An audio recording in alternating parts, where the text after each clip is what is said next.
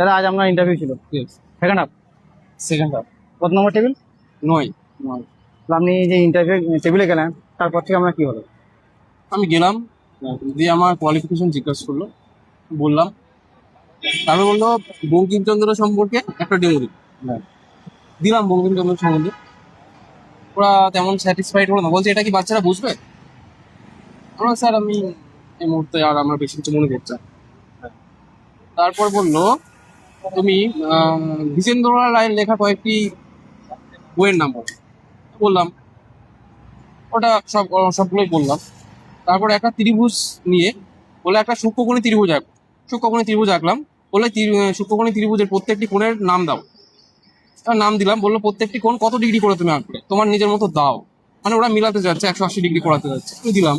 তাই বললো একটা বাহু বর্ধিত করো। বর্ধিত বললাম, বলছে এই যে বর্ধিত বাহুর একটা নাম দাও। দিলাম, বলছে বর্ধিত কোণটার মান কত। বললাম ঠিক আছে, মানে ওটাও 180 ডিগ্রি হবে, দুটো অন্তস্থ এবং বহিস্থ কোণের সমান, ওটা দিয়ে করলাম। তারপর বলছে অন্তস্থ কোণ এবং বহিস্থ কোণের মধ্যে একটা সম্পর্ক আছে, সেটা কি বল?